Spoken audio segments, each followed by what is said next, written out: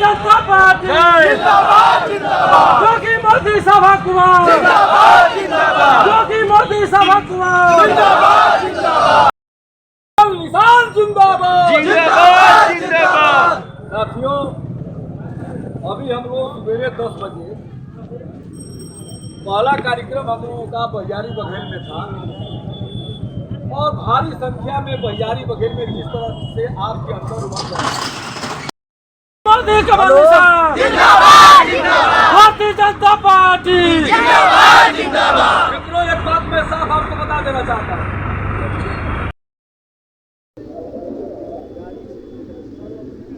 2022 में उत्तर प्रदेश में विधानसभा का चुनाव और चुनावी सरगर्मी है। भाजपा पार्टी ने आपको प्रत्याशी बनाया है, उस पर आपको क्या कहना है? पहले तो मैं भारतीय जनता पार्टी के शीर्ष नेतृत्व को बधाई देना चाहता हूं कि मेरे जैसे साधारण कार्यकर्ता के ऊपर उसने विश्वास किया है। और आपसे कहना चाहता हूं कि भारतीय जनता पार्टी ने बहुत चिंतन और मंथन के बाद मुझको जो है अपना आशीर्वाद दिया है और मैं इस इलाके की जनता के आशीर्वाद की बदौलत पूरा मैं विश्वास से ओतप्रोत हूँ कि मुझे इस बार निश्चित तौर पर यहाँ का आशीर्वाद मिलेगा और मैं इनकी सेवा में लगूंगा। आप जनता के बीच में जा रहे हैं और भाटपा रानी विधानसभा के हर क्षेत्र में आप डोर टू डोर घूम रहे हैं, तो किस प्रकार का जनाधार आपको मिल रहा है? देखिए, मैं जनता के बीच में जा रहा हूँ। आज के पहले 2022 के पहले मैं जब चुनाव में जाता था तो मेरे साथी रहते थे, मेरे समर्थक रहते थे, लेकिन आज जो है पूरा जनमानस उमड़ पड़ा है। योगी जी और मोदी जी के कार्यों को देख करके हर गांव में जन सैलाब है, ऐसा मुझे देखने को मिल रहा है।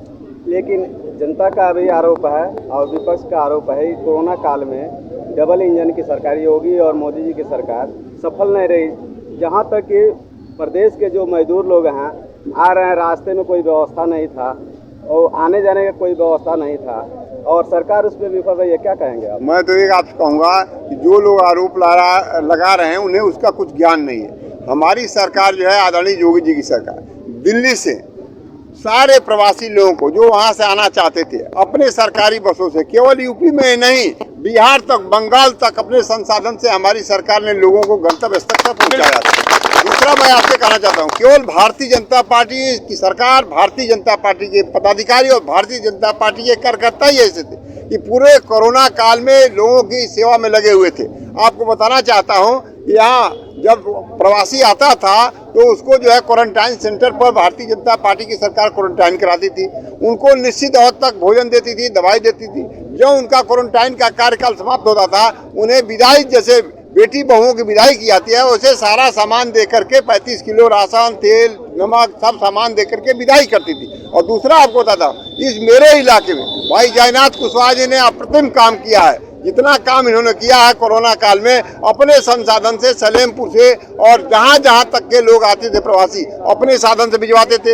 हमारे बहुत सारे साथी हर जगह लगे हुए थे जो अपने संसाधन से भिजवाते थे। उनको गांव में जा करके राशन उपलब्ध कराते थे, उनको खाने पीने का इंतजाम कराते थे, दवा का इंतजाम कराते थे। जो बीमार पड़ता था उसको ले जा करके अस्पताल तक पहुँचाते थे। हमारे साथी, हमारी पार्टी, हमारी सरकार ने कोई ऐसा क्षेत्र नहीं था कोरोना में जिसमें जनता की सेवा न किया। और उससे भी बड़ी बात, दुनिया के बड़े बड़े देश अमेरिका, चीन, रूस, जापान और वैक्सीनेशन के लिए पैसा लेते हैं। हमारी सरकार ने वो इस समय 172 करोड़ डोज जो है लगवा चुकी है बिना एक पैसे लिए हुए। लगभग अब सबका डबल डोज पूरा होने जा रहा है। अब तो बूस्टर डोज भी लग रहा है बिना एक पैसे। इसीलिए रोकेंगे सबका साथ सबका विकास आपके पार्टी का स्लोगन है और सब मजहब से उठ के ऊपर काम आपकी सरकार और डबल इंजन की सरकार की, इसमें क्या कहेंगे आप? हमारा ये कहना है कि हमारी एक ऐसी पार्टी है जो सबका साथ, सबका विकास, सबका विश्वास अर्जित की है। अगर हमारी पार्टी इस लाइन पर नहीं चली होती तो 2014 के चुनाव में हमें जो बहुमत मिला था केंद्र में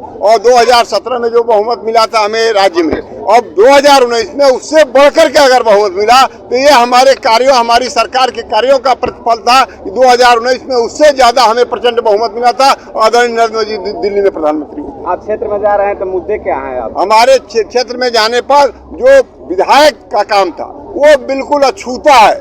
सांसद अकेले हमारे जो है 75 साल के सूखे को, विकास के सूखे को समाप्त किए हैं। अब विधायक का जो काम बचा हुआ है 1.5 किलोमीटर 2 किलोमीटर सड़कें, कोई ऐसा क्षेत्र बचा नहीं सरकार की तरफ से।